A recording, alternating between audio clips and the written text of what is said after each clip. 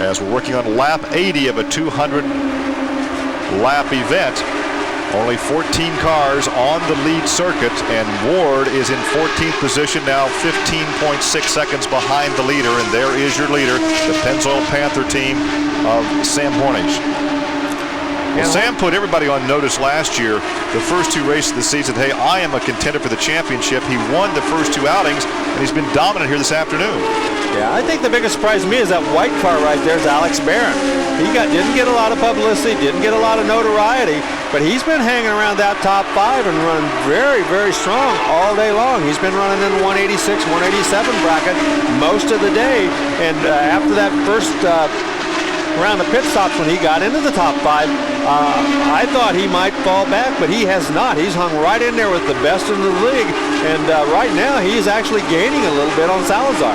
And for new fans, as he takes a look to the inside for the new fans of the Indy Racing League, these are naturally aspirated 3.5-liter engines. No turbochargers on these power plants.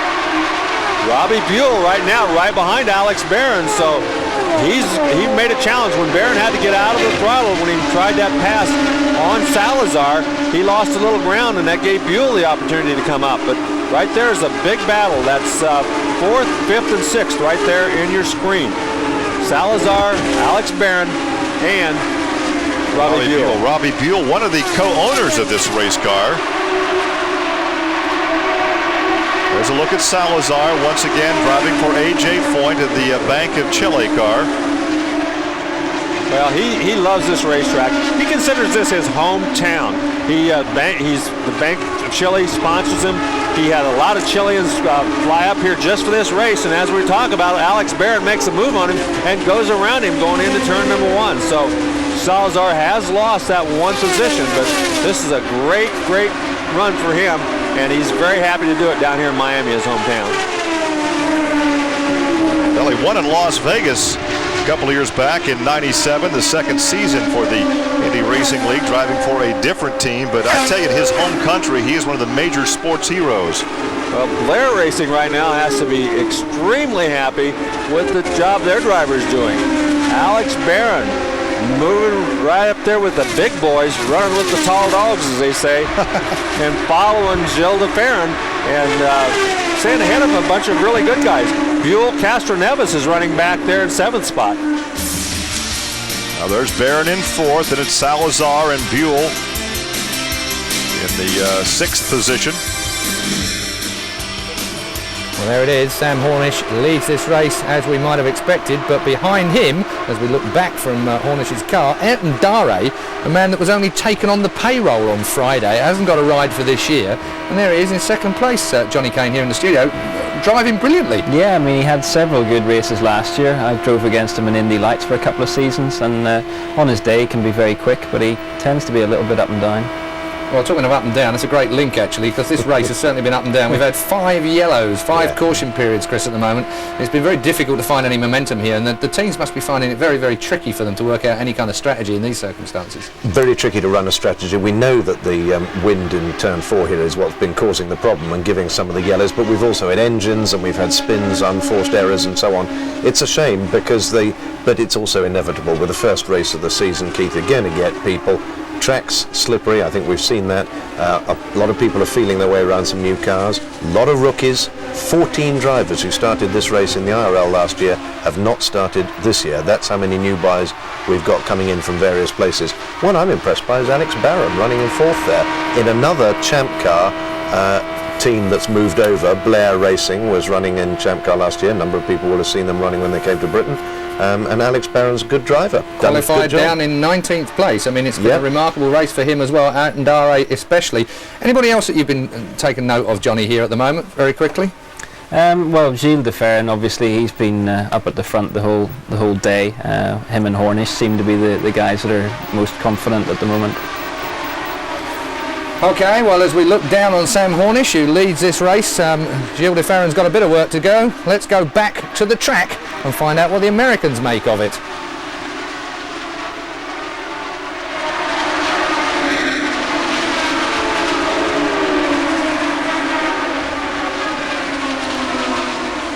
We come to you live from Homestead, Miami Speedway in South Florida, the Grand Prix of Miami, the 20th anniversary of this racing event. Today a doubleheader. The sports cars will be racing later this afternoon using the infield road section. But right now it's the Indy Racing League for a 200-lap event, 300 miles, and your leader at 90 laps is Sam Hornish.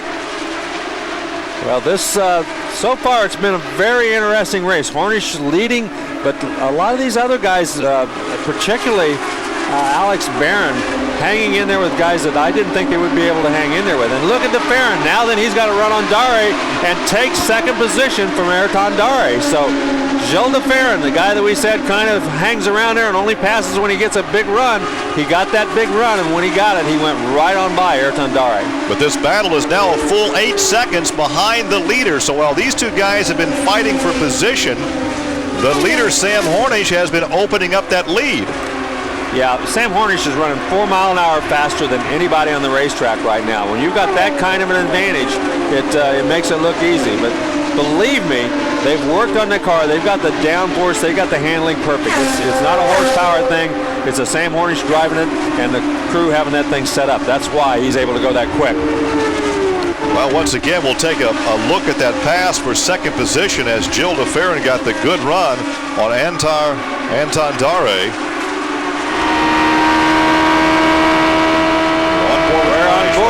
Sam Hornish looking back down his back straightaway, and he's man, there's not much back there except some lap cars. There was the MyJack car that he just went around. That was the Laurent Radon rookie car, the Frenchman. Radon right now riding in 14th position, and the lead now has stabilized at 8.5 seconds over Gilles DeFerrin. He's certainly the class of the field at this point of the race. They've still got a long way to go. They haven't reached the halfway mark. But a lot of questions last year when he was brought on board because their veteran driver had been Scott Goodyear. Scott left the team. I think it was a joint agreement that they split company. They bring in a young driver, questionable credentials as it were. And then he took off and they have just gelled. Yeah, he's been so good. He was good from the first time they put him in the car. And you know, that's a lot of credit. You got to give a lot of credit to Gary Pedigo and John Barnes and the guys who chose him to drive the car, because he had run well the year before, but he hadn't run well enough, a lot of people thought, to be in this quality of equipment. And he proved every one of them wrong, as he's done a great job.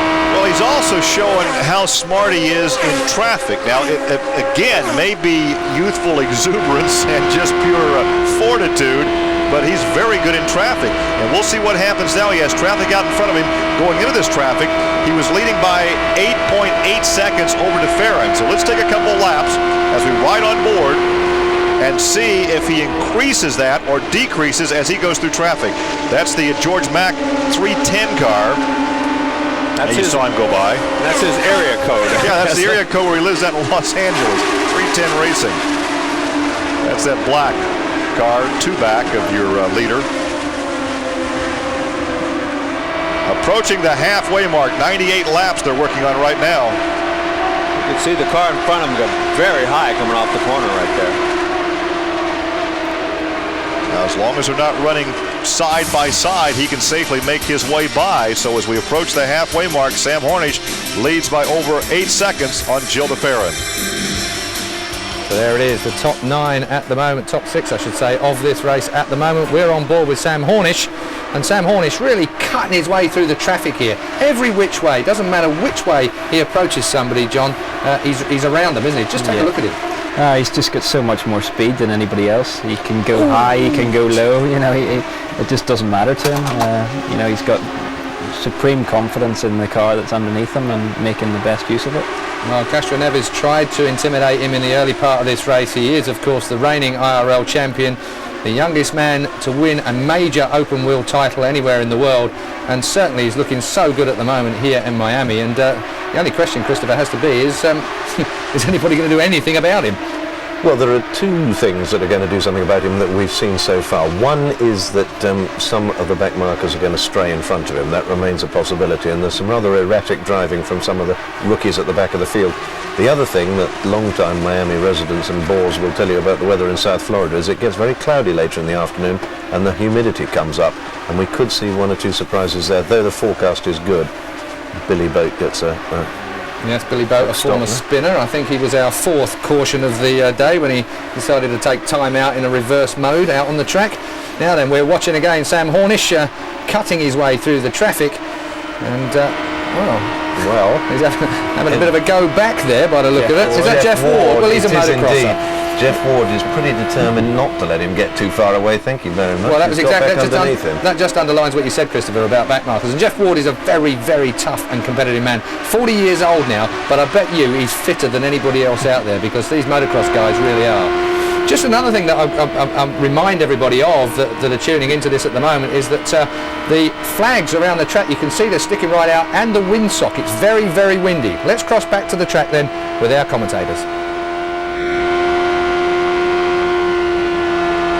This is not a battle for position again. This is an effort on Jeff Ward's part in that red Miami Heat car. That's the Team Ganassi entry, to get his lap back. They're racing on lap 103, and through all this, DeFerrin has closed the gap another second. Now the margin between first and second, Larry Rice, is only 6.5 seconds. And Jeff Ward is trying everything he's got in his power to get back on that lead lap. He knows that if the yellow comes out and he's a lap down, he's in big trouble. So he's got a lap car in front of him, which isn't going to help him, and he loses big time ground there because of the air. He got the front end went out on him right there, and he lost a lot of time because of that lap car in front of him. You can see the winds blowing the American flag across the back straightaway. So right now it's not going down the straightaway, it's going across the racetrack. Yeah, and it's pretty much been blowing that direction all day long, and because of that, it's really been playing havoc with him getting into 3 and going into turn 1. Well, that battle to get back on the lead lap has broken off, but if you were a team manager directing the operation strategy, would you tell your driver just to let him go and don't battle this hard? Well, you know, if you're Sam Hornish, I don't think you tell Sam Hornish to let it go. Pancho Carter is kind of the guy on the radios up there. He tells him what to do and what not to do. And, of course, Pancho is a great competitor himself. And he's kind of, orchestrating what goes on. And obviously he didn't tell him to let him go because he raced him pretty hard to stay in front of him. We've been watching Jill DeFerrin back there in second position. There's Dare in third. And now that gap is back to over 8 seconds between first and second. So as the leader was going through those lap cars, DeFerrin was able to chop off 2 seconds from the lead, but now it's back to over 8 seconds. Yes, and Dare, when they get in traffic, Dare gets up there, gets a little bit of a run on him, but he has not been able to do much in open racetrack. On an open racetrack, DeFerrin is just very quick. Well, Ward got around Buddy Lazier for a position on the racetrack, but now there are only 10 cars on the lead lap.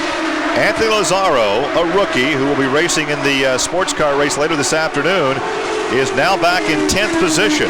He is the last driver on the lead lap, and he is running about 28 seconds behind the leader as you watch DeFerrin.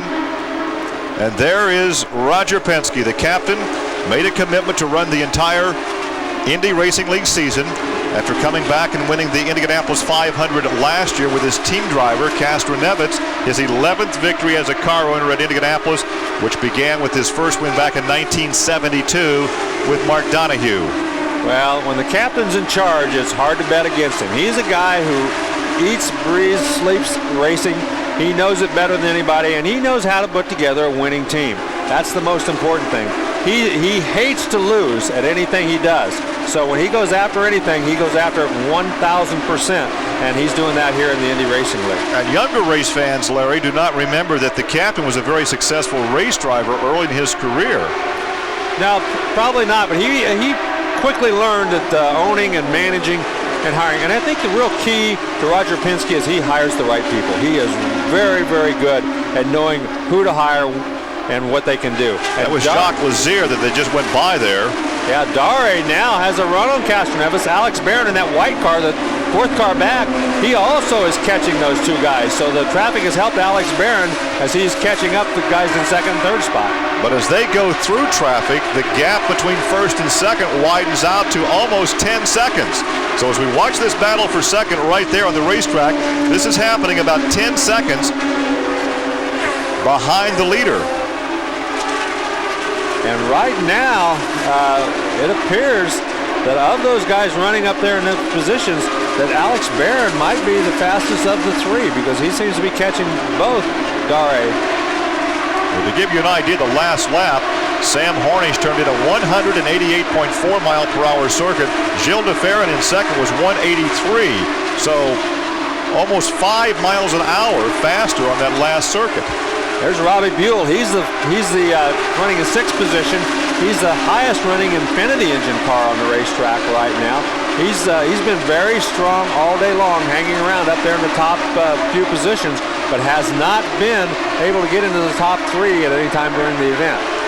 Well, Buell right now some 17.8 seconds behind, running back there in sixth position, one of the co-owners of this racing team.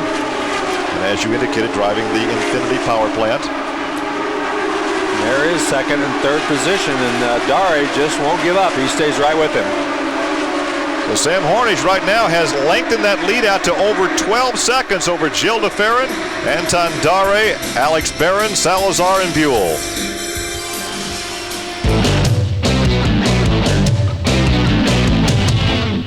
Laps to go of the Homestead Miami Speedway for round one of the IRL. It is Sam Hornish that leads. We're on board with him now as he cuts his way through the traffic of the Miami track. Let's go back to trackside and our live commentators. Side to Buddy Lazier. We weren't having our best day, but you know, it's a long race, so you want to keep on working and working on the car. In the pit stops, we felt like we could have gotten it better and had a decent points day. After all the anticipation for a season opener, how much does it hurt when you have one like this? Well, it hurts a lot, but it's a long season. Because there's a lot more races this year, I think it doesn't hurt as much as it has in the past when you drop out. The optimism of race drivers, Paul. Buddy Lazier, the winner of 5 of the last 15 IRL races. Look at this. Man, oh man, did you see Sam Hornish to the outside? That was Castro Neves to the inside, both going around Jacques Lazier. But boy, for a guy that's got a half a lap lead, he's driving the wheels off of that thing. Well, he just knows no fear. He's pushing for a lap lead right now. His lead is over 22 seconds. Man, oh man, that was a gutsy move as he went on the outside of both those guys. And the real fear is there that Jacques Lazier sees one guy but doesn't see the other. And here comes your leader. Here comes your leader under green. Only 3 drivers on the lead lap. Hornish, DeFerrin, and Buell. Now Hornish will drop back off the lead lap, but once again, the pit stops will cycle through under green, providing it stays green. They will cycle through, but he's one of only 3 guys that hadn't made their pit stop up to this point. I'm a little surprised that Robbie Buell is still on the racetrack. There was a question as to how far the Infinities could go on a Buell. They didn't think they were going to get as good a mileage, but obviously that Infinity is getting as good a mileage as the Chevrolet is. Now, as long as this stays green, Hornish is all right, but if he gets back out there and it drops to yellow, he's in trouble. Well, it's a chance you have to take. At some point, you've got to make a green flag pit stop. He got in and out very, very well. So that is his 3rd stop. This will be a 4-stop race because 123 laps are now complete. There is your leader, Gilles DeFerrin, the Marlboro Team Penske color scheme on that race car with Chevrolet power. Chevrolet back in IndyCar racing for the first time in a number of years. And these Ilmore engines that DeFerrin has, they have mapped the fuel. They've got better fuel mileage than any of the other Chevrolets. They've done a very good job on the fuel mileage in these cars, along with their horsepower. So right now, he's been out there for 55. Before the stop, Hornish comes back on the racetrack in 4th position. Yes, behind Castro Neves on the racetrack. Yes, and Castro Neves still has to make a pit stop. So he, you know, these guys, if everybody cycles through in a green flag pit stop, there's only going to be about 3 guys left on the lead lap. Well, right now, Hornish is only 11.2 seconds behind DeFerrin. So the Penske cars are running 1 and 2. There is the Hollywood entry of Felipe Giafone. driving for Mo Nunn this year, the Rookie of the Year last year. And it looks like DeFerrin is getting ready for a pit stop, so he'll be in probably next time by as he heads down for the inside of the racetrack. So DeFerrin in car number 6. They'll likely leave, I would think, Castroneves out for another couple laps where they bring him in because they're pitted together in the pit area. Wow, this is unbelievable that he's made it this far. 57 laps, mostly green flag laps, so they had a very, very good fuel mileage on that Marlboro car. Well, he stops on lap 128. That will put Castroneves in the lead, put Hornish back to second. When Castroneves makes his pit stop, Hornish will cycle back to the lead. But don't count Sharp out. Sharp right now being shown only 11 seconds behind the leader, which is Castroneves. Dare is now 24 seconds back. And here comes Castroneves right following his teammate in. They both ran 57, 58 laps. So Castroneves now going to make his pit stop, and he's going to have a great pit stop to get back out on the lead lap. And that puts Hornish back in the number 1 position. So after the leaders have cycled through their pit stops, now we'll have Hornish leading over Castroneves, Sharp, and DeFerrin. Castroneves now in the pits, timing his pit stop at just 11 seconds. A good stop for Team Penske. And that was, they're battling with Jacques Lazier there to get position out of the pit lane. And Jacques Lazier rightfully let him go. Jacques knows he's not in the contention to win this race. Castroneves is, so he just let him go. He got out of the throttle and let him go by. And back with your leader on lap 130, turning laps now over 191 miles an hour. And look who's in second position. Scott Sharp has worked his way up to second. He's some 11 seconds behind your leader. And right now your leader is directly behind one of the Penske cars. So we're coming to you live from the Grand Prix of Miami from Homestead Miami Speedway, lap 131. Lap 131. Well, by my calculations, we've got 69 laps still left to go in this race at the moment. Sam Hornish is the man on the move, having fueled. Gilles DeFerrin's been in, Castroneves has been in. We're in for a bit of a grandstand finish, I feel, down in Miami. Now, if this carries on going the way it is, Johnny, they've got just one more stop to make under a green, if we ever get that far. Yeah, I mean, Hornish definitely looks still the most confident guy in the car. You know, he had built them an extremely big lead there before the pit stops, and you know, I can't really see anyone getting too close to him. Well, Scott Sharp now down in pit lane, making his well, he's the last of the leading bunch. And Scott Sharp, actually, we've not talked about Scott Sharp throughout this this race at the moment, Christopher. Well, that's interesting, isn't it? Because if you remember, last year we were always talking about Scott, but he was always running there up in front. This year the focus has been, in this first race, on how the arriving champ car teams have been running against Hornish with 1 or 2 other excitements. And that Scott, there's nothing wrong with him or his racing ability or the team. It's extremely well put together, and yep, there is 7 laps to go, and expect to see some fireworks here. And look at Hornish. Yeah, he really Hornish doesn't mind, does he? Well, he takes no prisoners, does he? I mean, he's a very brave young man at the end of the day, but then again, confidence and ability tend to go hand in hand if you're very, very good, and he strikes me as he comes into that category. He's very, very good. He looks like he takes liberties, but I don't really think he is. No, I mean, he's obviously very good at oval racing, and he's confident with the team and the car, and that just keeps making him faster and faster. And sometimes when you get in a position like that, you can make mistakes and get away with it. The luck just runs with you. What's the pattern of this race at the moment, Johnny? Now they've sorted themselves out, and we're all pitted and got ourselves sorted out. What's the pattern of this race? How do you see this panning out now? Really, I can't see anyone catching Hornish. He just seems to be too quick today. I think he's going to just run away with it, to be honest, unless he has any problems. Sam Hornish it is then that leads this race at the moment. He's being chased, but and aggressively chased, it has to be said, but Sam Hornish is the man to beat today. So as he weaves his way through the back markers at the Miami Homestead track, let's go back to the track for our live commentary. As you look at the pass, first place is putting a lap on second place, and right now Sam Hornish has an entire lap lead on the entire field. Well, we talk about how great the racing is in the Indy Racing League, how some of the fastest, closest racing you'll ever see. but Sam Hornish is just stinking up the place today. He is so quick out there. Nobody can keep up with him.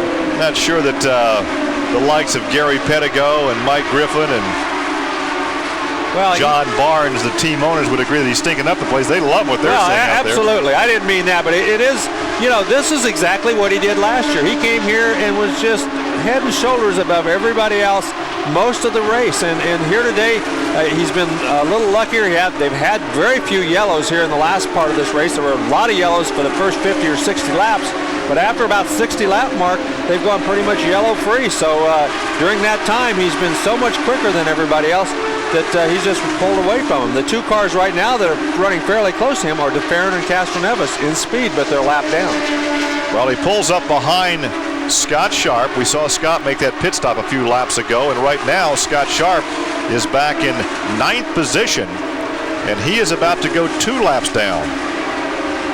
Yeah, he's been pretty quick all day long, but he just hasn't been anywhere near as quick as Hornish has been. He right now is running 188 miles an hour. Hornish is running almost 190.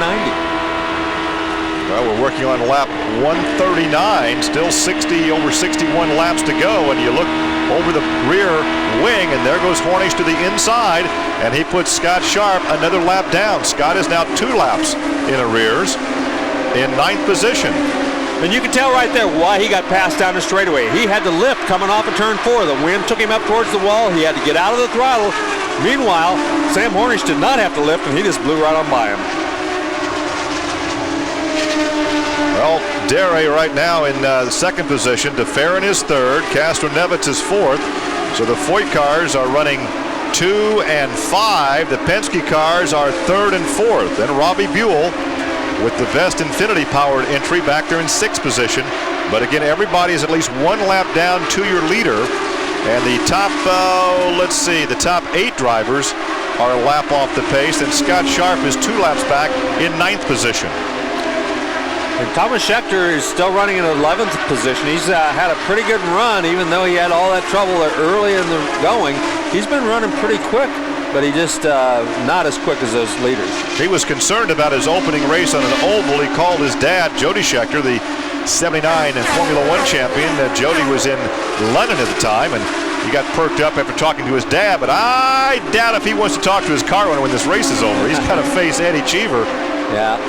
He'd like for this race to go for about 1,000 miles. Yeah. That's a battle for 5th and 6th right there. Eliseo Salazar, Robbie Buell. Salazar running in 5th, Buell running in 6th. Buell coming up on him, running. And there was Ward right there. You caught a glimpse of Ward. He also is on the same lap, and he's in that battle as well. He's running in 7th position. So those 3 cars all battling for 5th, 6th, and 7th position on the racetrack. Infinity power right there in that yellow and blue car of Robbie Buell. These guys, all 3 of these guys, real veterans of the Indy Racing League. All 3 of them have been around a while. They all 3 know what the cars are about. They know what the engines are about. They've got pretty solid teams, Ward's team being the newest of the 3. Of course, A.J. Foyt's team's been around a long time with Greg Baranowski as their team manager, and Robbie Buell and the Reinbold people all together for a while. So they've been together a while. Ward has the newest crew and group in that whole situation. And has not had a chance to test with that team either. That is so vital in motorsports now to get some test time in. Same problem that Al Unser had by signing just last week with Team Kelly. Did not have a chance to test. In fact, Greg Ray had been the test driver when he signed with Kelly back in, I guess, December. And he had that big crash in that practice session at the Indianapolis Motor Speedway when he was testing. And look at Dare. He's really on the move, too. He's running as quick as our leader is right now, and he's coming up. Looks like he's going to put a lap on 3 cars all at one time, one straightaway. Last lap, Hornish was 184.9, and Dare was 184.8. And here comes Giafone. He's got a big run on everybody. Way down to the inside. He gets back by Dare.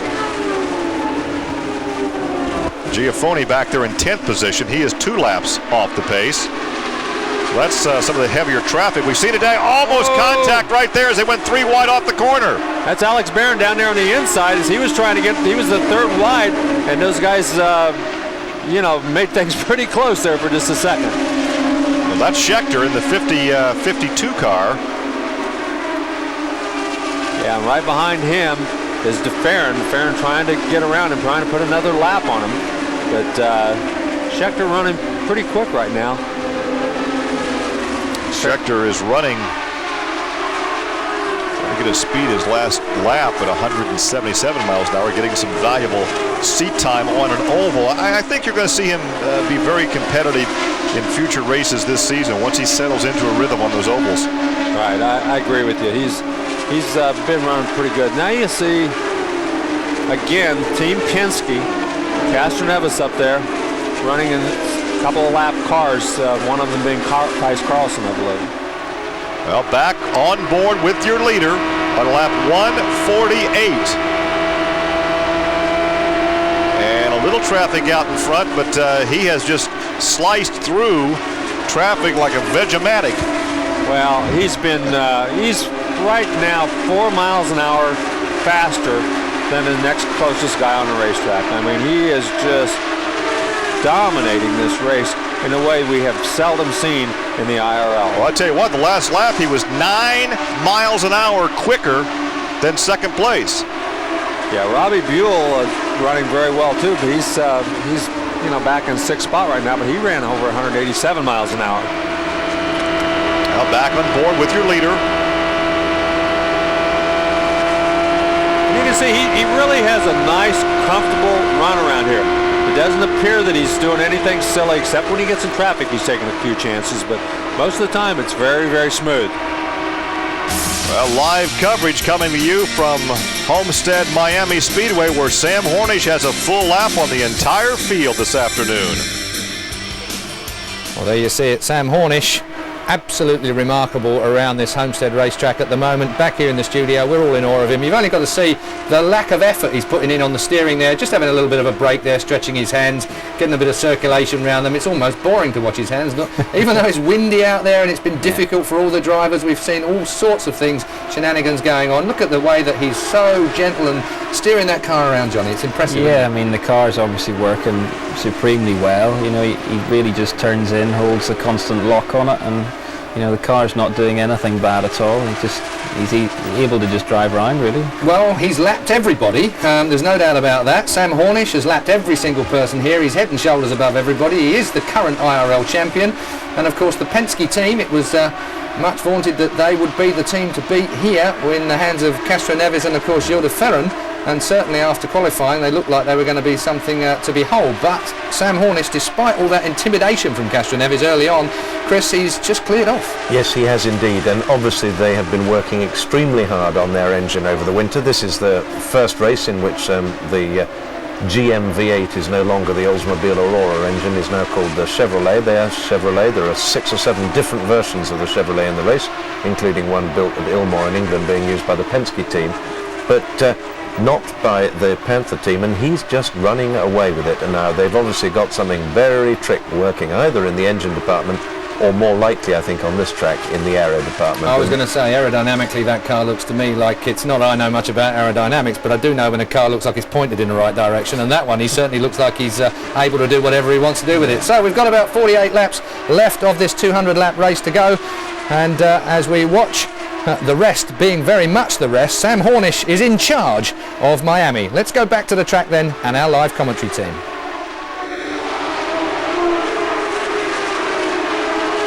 Watching that good battle for 10th position on the racetrack, and that is the red car there off to the left, then the blue car of Schechter. So it's Giafoni and Schechter, and right behind them in that yellow and purple is Dare, who is actually second on the racetrack, more than a lap behind Sam Hornish. Yeah, and as you can see, he's not running a whole lot quicker than those guys right now. He's slowed up. He's running about 184, 185 mile an hour. In an open racetrack, he was running 187, 188, but when he gets in the dirty air, and believe me, when you get behind somebody, the air is not very clean. You don't get a lot of downforce on the wings. He doesn't seem to be able to run nearly as good as he can on an open racetrack. Well, this track also, in addition to the wind, we talked early on about the sand situation. It kind of kicks up that sand. It's almost like a sand blasting effect when you get behind somebody in the dirty air. Right now, Hornish continues to run 3, 4, 5 miles an hour faster than everybody else in the field. Last lap 5 miles an hour over Dare, and he could end up winning this thing by 2 laps. And he just goes anywhere on the racetrack. He goes inside, he goes outside. That race car is so glued to the racetrack, so stuck, handling so well that he just, you know, he keeps his foot down, and then wherever they don't go, he just goes there, and it doesn't seem to make any difference. Well, you talk about throwing out the benchmark for this early season after winning it last year. There's the MyJack car, Laurent Redon. So he goes by Redon to put him 7 laps back. Redon had a couple of good races last year. He had 2 races where one he finished 7th in his debut and finished 11th in the second IRL start. So he is still eligible for Rookie of the Year this season. And you can hear him. He lifts a little bit getting into the corner, and then he's back on the throttle. Very good throttle control and extremely, you know, uses a lot of throttle. He's on the throttle a long way around this racetrack. Larry, as a race driver right now, he's in a situation where you don't want to lose your rhythm. You want to be cautious. You don't want to exert yourself any, but you don't want to lose that rhythm. I understand we're going to hear from Greg Ray, who lost his ride to Al Unser earlier this week. This deal was just done not very long ago. So very, very tough break for Greg Ray. He's long been one of the stars on this series. Well, he is not happy at all that he lost that ride after signing the contract. I tested there once already this year. I feel really good about that, but you know, it's really difficult to watch here from the sideline. It's a great race out there. You know, Sam Hornish is showing he's the man right now. Are you surprised that he has totally dominated the way he has? I am surprised. I mean, the equipment is very equal, but he's got a very good focus and he's very, very fast. It looks like he's going to have 2 laps on second place before the race is over, so he's doing a great job. Well, a yellow flag on the racetrack for another crash, and that is our 5th yellow of the afternoon. Man, oh man, another crash that happened down in turn number 4. Every crash this weekend has happened either right between 3 and 4 or coming off of turn 4. This is Billy Rowe. He's a guy who's kind of a journeyman who ran most of the races last year for Zally Racing. This is not a team that has a lot of funding, but they come, they struggle, they do the best they can, and they usually end up finishing the races and don't finish too badly. But right now, just trying to see if Billy Rowe is okay and climbs out of that race car. Well, he remains in the cockpit as the safety crew is there. And we have 161 laps now complete. We'll have 1 more round of pit stops, Larry.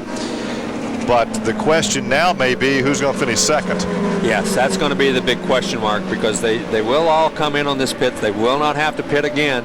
And unless something miraculous happens, and you can see Billy Rowe moving around. They've taken off the next race. It looks like he's trying to get out under his own power. So that's always good news when you have somebody who's pounded the wall like that. Yeah, well, they have worked so hard the past 2 or 3 years on the safety compartment of the race car and the cockpit, and have made these cars so safe. Well, they certainly have. The IRL and that whole crew, Brian Barnhart and his whole crew, have really got to be commended. Phil Casey, that a whole bunch of guys really have done a terrific job. Everything that they do, almost every rule change that they make in the Indy Racing League is for safety. It doesn't have anything to do with speed. It all has to do with safety. This year you have to have 3 attenuators on each wheel instead of 2, trying to keep the wheels on. We have not seen a wheel come off of a car here today, so that's a good sign. It's a good sign that they've done things in the right way. They changed another rule this year where they put the weight jacker. It's electronic now. It's on the steering wheel. They thought that the guys were always having to reach down to turn the weight jacker. That was a safety hazard, taking one hand off the wheel. So they made it possible for them to do the weight jackers electronically off the steering wheel. So almost every rule that they make has safety in mind. Well, this yellow comes as a break to Ayrton Dare, because he was close to going 2 laps down. So they'll come around. Oh, here comes your leader. Final pit stop at lap 163 for your leader, and all the leaders are coming in now. And you can bet that he's going to make sure that he doesn't kill the engine. This is the pit stop last year that he came in, the last pit stop, where he killed the engine and went back out in about 4th spot. Of course, with a whole lap lead, that's not going to be the case here today. But under yellow, that's right. Easy. Right. But he's a veteran now. He doesn't make, that was only his second race for this team last year when he made that mistake, and he doesn't make very many mistakes in those race cars. You saw Kevin Blanche there giving him the signal to go out. Almost some contact right there as Salazar comes out of the pits. Heavy traffic. There's Jacques Lazier in front of him. That was a 9.8 second pit stop for Hornish. Penske's guys stayed on the racetrack. Now they will still be on the lead lap. That'll be interesting because they will get back on the lead lap because they'll get to go around and fall in behind everybody else. But they too will have to make their pit stop, and if they wait too long, we'll be back under green. So as the strategy plays out here, we'll come back with more from Miami. And certainly we can't wait as far as being here in the Sky Sports studio is concerned. If the Penske team have stayed out, Captain Roger obviously has a plan up his sleeve, and I think we better get across to you guys to find out exactly what that might be. Johnny? Well, I think he's just hoping for a yellow flag in the last 30-odd laps. You know, he's already a lap down, so really he can't do much if he stays with the Panther team's strategy, so he has to do something different, and could just pay off for him. Bit of a gambler there, Christopher, but he's got no choice really, has he? This is where somebody like the Penske team has got so much experience to draw on, and just years and years and years of knowing the way these things turn out, which way they turn out on the percentages, and that's what they're looking for. They're looking for another yellow. They're quite embarrassed, I guess, Keith, to be nearly 2 laps down to the young Hornish. Well, welcome to IRL. They came here with a great name, obviously. Roger Penske and his team have done a great job in qualifying, but they found themselves with Sam Hornish and Team Panther to contend with. As we watch Billy Rowe, the reason for the 6th caution of the day here at Miami. His car unceremoniously taken down pit lane. There is Roger, the Captain Penske. And really, there's a hell of a lot of instruction, I'm sure, judging by the lip movements. Can't read his lips, can you, Christopher? No, but we can imagine what he's saying.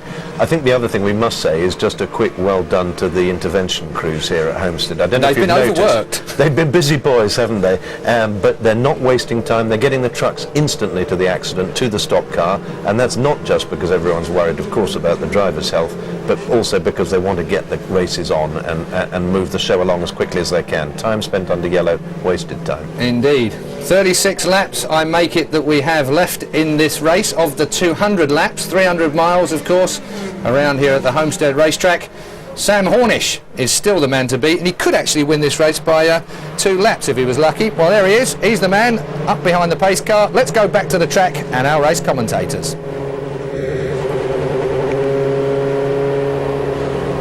Back at the Homestead Miami Speedway on lap 166. We're working now with a 200-lap race and 3 cars on the lead lap. It's Hornish, DeFerrin, Castroneves, then a lap down. Dare Ward is a lap down in 5th. Then Robbie Buell in 6th. Salazar is 7th. Sharp is 8th. Barron 9th. And Giafoni is 10th. Schechter is now 11th. Lazaro is 12th. DeFries, a rookie, is 13th. Carlson is 14th, and Mack is now 15th, another rookie in 15th position. Well, it's going to be very interesting to see how things go. Well, as we indicated, this is the first race of 15 on the season. We'll see some new racetracks this year. Our next stop will be at Phoenix out in the desert. Yes, and then California and Nazareth, 2 new stops on this schedule. Indianapolis is then the 26th, Texas, Pikes Peak, and then Richmond. Then on to Kansas, Nashville, Michigan International, the 3rd new track on the thing, and then they'll wrap it up in Texas. Well, we've talked about the captain. Back on the lead lap, and we'll just see what happens at the end, how long we can go on fuel. Are you confident, or how much more time do you have before you have to pit? He's talking to his driver. He doesn't want to answer that one. He may or may not have been talking to Jill. He didn't want to answer. I heard one of the crew guys. Well, obviously, he doesn't want to talk to the media when he has to talk to his driver out there. Yeah. Well, you see now, again, this is a rule in the IRL where the cars that are in front of the leader get to pass the pace car and go around to the end of the field. And that's what is happening right now. There's DeFerrin and Castroneves. They're going to fall in near the end of this field, but they are on the lead lap. What they're going to hope is that there's another yellow right away, and they get to come in, make a pit stop on the yellow, and then they'll come back out on the lead lap, and hopefully to make some kind of change to give Sam Hornish some kind of a run for the victory. Well, it all depends right now on yellows. This is the 5th yellow of the day on lap 168 of a 200-lap scheduled event. So we're going to go a little long today for our race broadcast. For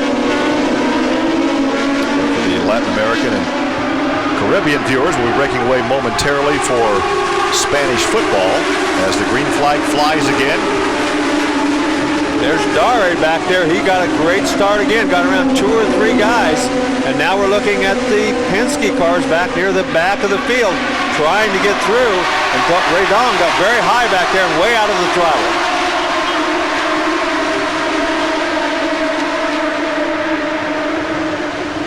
Well, don't forget, for once again, you Latin American and Caribbean viewers, we're going to break away momentarily for live coverage of Spanish football. Real Madrid versus Celta Vigo. For the rest of our viewers, we ask you to stay with us as we bring you the conclusion of this Indy Racing League Grand Prix of Miami. On board again with Scott Sharp, who makes his final pit stop. Sharp back there now in 8th position. Yes, he looks like he's had some kind of a problem as he's slowed way down, and he's heading for the pit area. As we take a look back, here comes DeFerrin and Castroneves, those 2 red and white cars right there in your screen. As DeFerrin, you can see DeFerrin running now in 2nd place. He's coming through there, but he's got a long way to go. Uh-oh. Yellow flag on the racetrack. This is exactly what Team Penske wanted. They were running 5 and 7 seconds behind the leader, and this is exactly what they needed to have a shot at a victory here this afternoon. Well, they obviously, he played the odds. This time he won. Sometimes you're going to lose those. But where's the yellow, though? We're looking around the racetrack for that yellow flag. Could have been Scott Sharp not making it back to the pit area. He's slowed way down going down there between 3 and 4. They may have to haul him off the racetrack. I don't know that for sure, but that would be my guess. Now, Team Penske will. There he is. It's exactly what happened. He did not make it into the pit area. They have to pull him in, and I'm not sure whether he ran out of fuel or whether he had a problem. They put that bar through there. They wrap the tow rope around that, and that's how they pull him in. That's what that bar is for. Put the tow rope on. Now, Penske will make his pit stop, both with DeFerrin and Castroneves. They will be at the end of this pack, but they're going to just have to slice their way through as quickly as they can and hope that in 30 laps they've got some sort of a chance. That flag there means the pit area is still closed. They cannot go in yet for fuel, so they should have plenty of fuel. They ran 50 laps. They've only run 45 this time on their fuel, so they should have plenty of fuel. Shouldn't be worrying too much about that. 28 laps to go. They'll make their stop. We will have a shootout with at least 3 drivers. So once again, you talk about his strategy. It worked out for him this afternoon. At least he's going to have a shot on the lead lap. Well, and that's all he wanted. Roger Penske and his crew wanted a chance to win this race. They knew that the only way they were going to have a chance to win the race was to do exactly what they've done. They'll be back on the lead lap. The pits are open this time by, so we'll see those 2 guys. It'll be interesting to see if anybody else comes in too. Somebody else, some of these other guys will probably have to come in. The more of them to come in, the better off it will be. We want to correct a statement we made earlier. We'll be joining the Spanish football game following the conclusion of this race. We still have some 28 laps to go. We want to bring you the conclusion of this race, and then we'll be joining the Spanish Football League. Yeah, and you can see right now that both Penske cars heading down for the pit. They don't really have to have terrific pit stops here because they're going to be at the end of the line anyway. They're not going to make or break to have a super quick pit stop.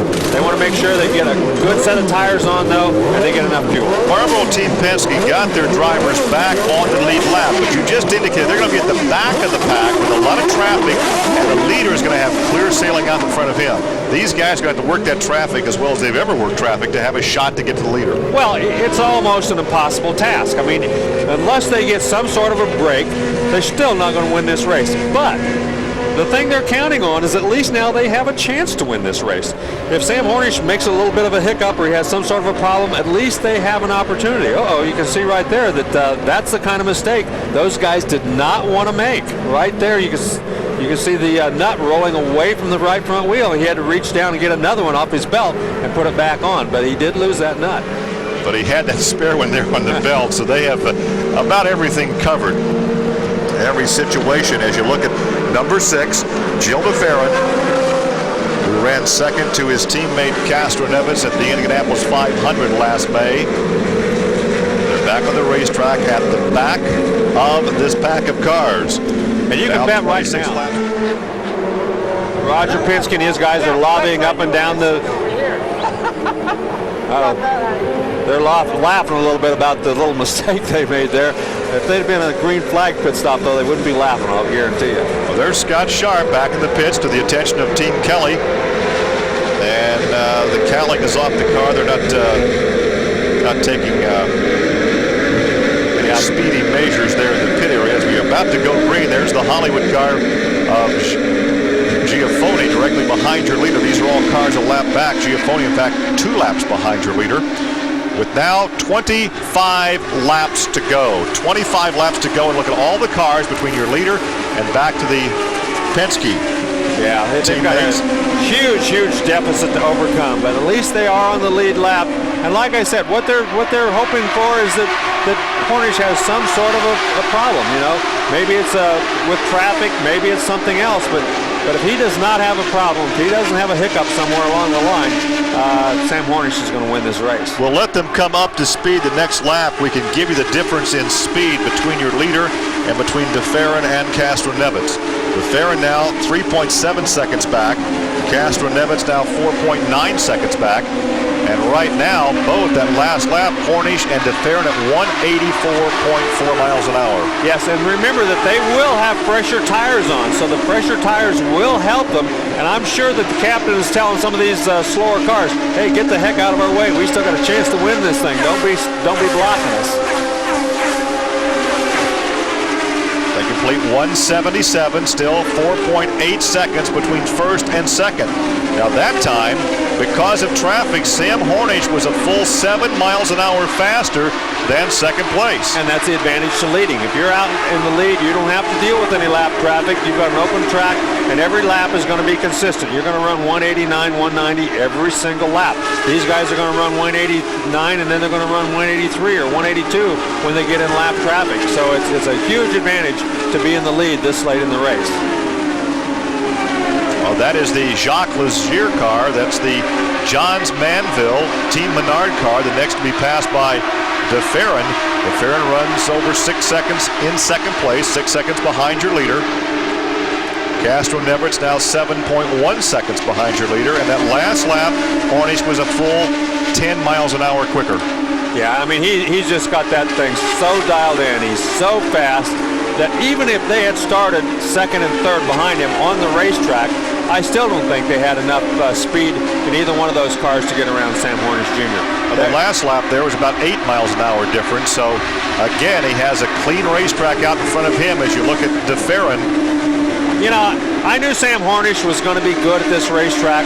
I think the team knew that they were going to be good, but I don't think even those guys knew how dominant they were going to be. I don't think they had any idea that they could come down here, and with this many good race cars, you've got Robbie Buell, you've got Team Cheever, you've got Team Penske, with all of those guys along with A.J. Foyt, I don't think they had any idea that they could come down here and dominate this race.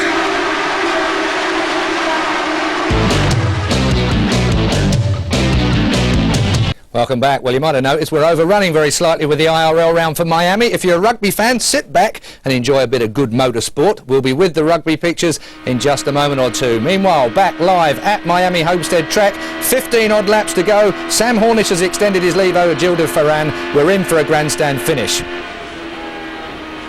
Rick Gallus did not have funding for this year and said you're free to find a ride elsewhere, and didn't find one until just last week.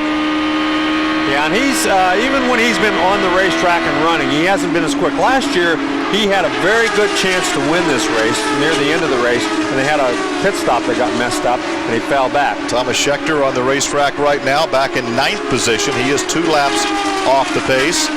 And we're coming up on the final 10 laps of this event. Days ago, got right back in the car, went out, never missed a beat. He got right in there, was just as fast in the backup car as he had been in the primary car, and I think he's going to be a guy to reckon with for the season. We're going to be here in the broadcast booth when this race concludes. I'd like to be down in the hauler when he walks back to have a conversation with his team owner after that collision early on with Eddie Cheever. I don't know whether he had crash damage in his contract or not, but he may have. Eddie's had a chance to cool off, and we heard from Eddie earlier, and obviously he was very upset with what transpired so early on, because patience is so imperative. You can't win the race the first few laps of the race. Well, and that's why this young man has been so impressive. He looks like he's impatient when he makes some of those moves, but I've never seen him make one of those moves that really cost him anything, and never really has put him out of the race or caused him any big problems. So this could prompt a yellow, and right now DeFerrin is some 15 seconds off the pace. In second position, Castroneves now 22. And that's the 37 car of DeFries, the rookie for Todd Brayton Racing. And he gets it off the racetrack and has lost the engine in that car. That's the pit bull entry. Yeah, it looks like it'll be interesting to see if they do throw that yellow flag, because if they do, at least it'll give Castroneves and his guys a chance. But right now, Sam Hornish, quite honestly, is so much the class of the field. Oh, we got a trouble. It looks like Robbie Buell. It looks like Robbie Buell. It is Robbie Buell. At Infinity. And this will bring out a yellow.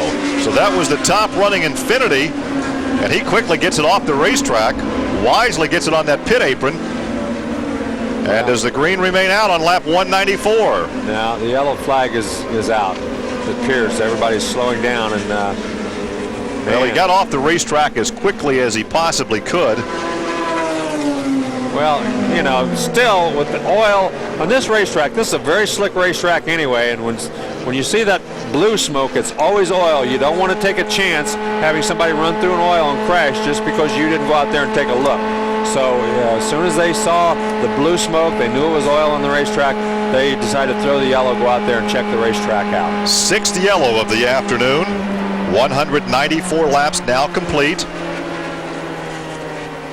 And this will be a dash to the finish, because there's not going to be, by the time they get this going, there's only going to be maybe 4 laps to go. So it'll be a very, very quick dash, and DeFerrin and Castroneves are going to have to pull something out of the hat. Well, when the yellow came out, Larry, 22 seconds separated first and second. So he was getting very near to putting them another lap down. And there are the spotters up on the roof. These are the guys that telling their guys what to do. That's Pancho Carter down there in the yellow shirt near the end, and he's telling Hornish, if you ever had a good start, now's the time to do it, boy, because these guys, he's going to get a little help from somebody down there. Well, it's going to be a very brief yellow. We should go green in 1 lap. 196 laps now complete, so we'll have about a 3-lap shootout.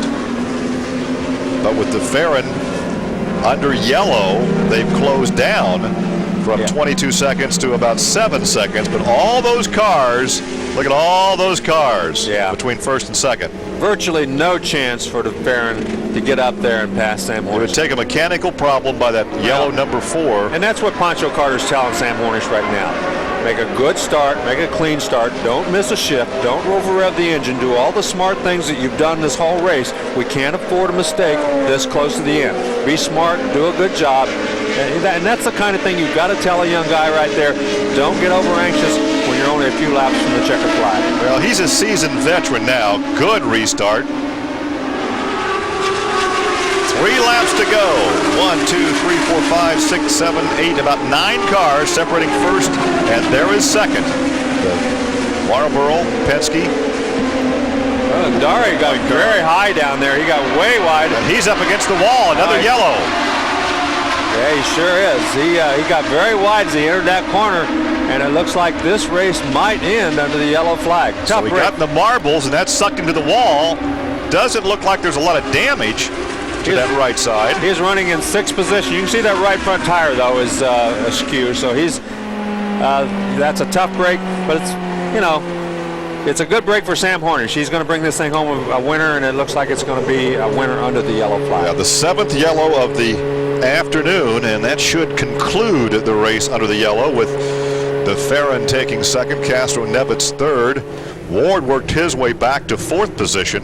Oh, look, here's a replay. He just blew in there real wide on the outside, and once you get up there, you're just along for the ride. Those marbles up there, we call them, they're the little bits of rubber and the sand from the tires and the sand off the outside of the racetrack, and there's just no way to turn that car. See all those little black marbles down there? You just can't turn the race car when you get that high on the racetrack.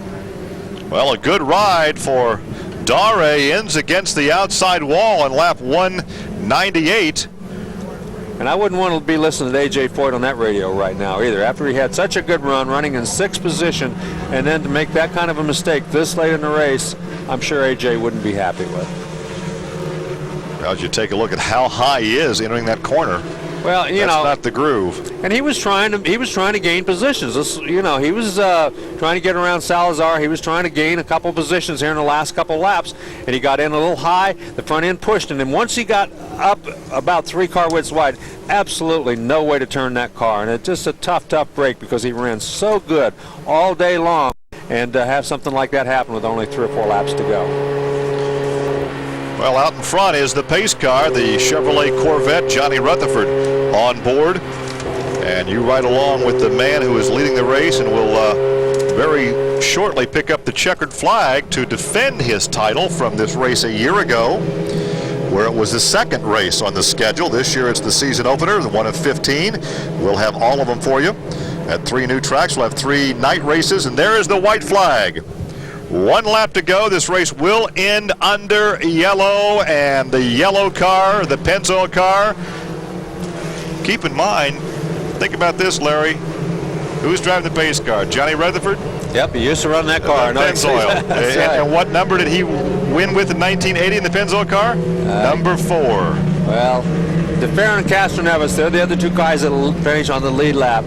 Jeff Ward will finish in 4th. Salazar come home in 5th, and Thomas Schechter coming home in 6th position after getting 2 laps down early in the race. Hung in there, ran a nice race to come in 6th position. Giafoni in 7th, Alex Barron in 8th, Lazaro in 9th, and Dare probably is going to end up in 10th position, even though he's not running. Yeah, he would finish 3 laps off the pace because Tice Carlson was running at the end, but he was 5 laps off the pace in 11th.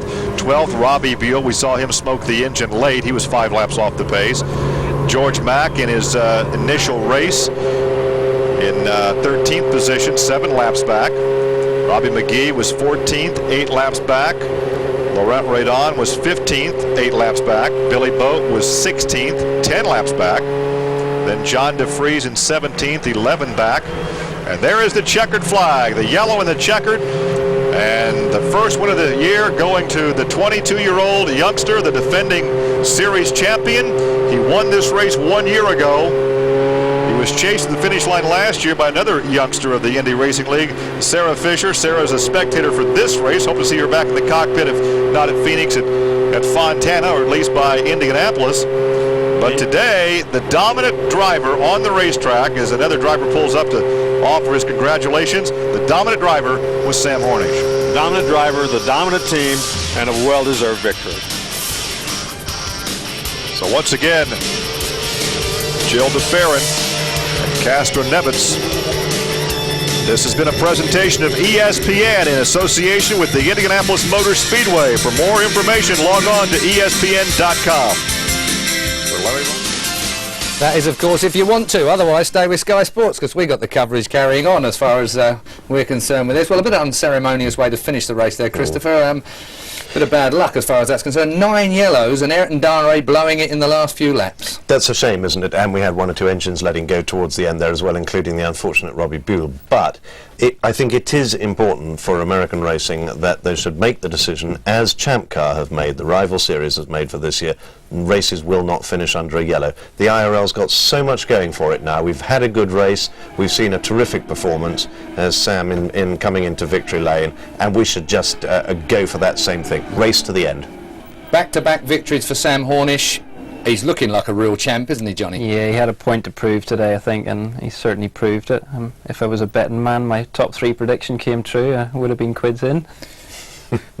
Yes, really. I got DeFerrin and Hornish actually in there somewhere, but yeah, I think you had one of those safe bets. Yeah, mine was a bit of a Yeah. Thomas Scheckter, great recovery from him, but I wouldn't want to be him when he gets back in to see Eddie Cheever. He might have cooled down a bit by now, but 6th place for Thomas Scheckter, considering how far down he was at one time. He chiselled away at it in the end, got himself a bit more relaxed after taking his team boss out right at the beginning of the race. P45, what did you call him? Hero to zero, John? Yeah. Hero to zero. I mean, listen, Eddie Cheever is an extremely intelligent and experienced man. And very mad. And very, very angry. And maybe the smart thing for Thomas Scheckter to do is just take a right, clean out of the oval, and head off back to downtown Miami, because Eddie's going to be very cross with him. But that's the way to learn. And a word for Jeff Ward. Chip Ganassi finishes up in 4th place today, Johnny. Yeah, I mean, that's a good start. I think the deal came together fairly late on, so I think they'll be happy with that. Okay, we're looking at your race winner, and with a bit of luck, we'll be having a word with him. More dominating in this race. It could have been a little bit better if we hadn't had so many cautions there towards the end, but it was a lot of fun. The Penske Panther guys did an awesome job as usual. Gave me a race car that I really couldn't put it wrong. So hats off to them, and just want to thank Chevrolet. I'd like to bring Chevrolet to the winner's circle again, and Firestone Tires. Congratulations. Thank you.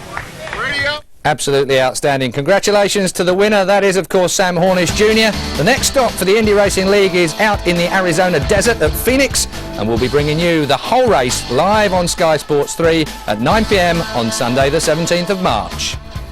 Well, that's all we have time for today. My thanks to Johnny Kane and, of course, Christopher Tate. And I hope you can join us in 2 weeks' time. From all the team, bye for now.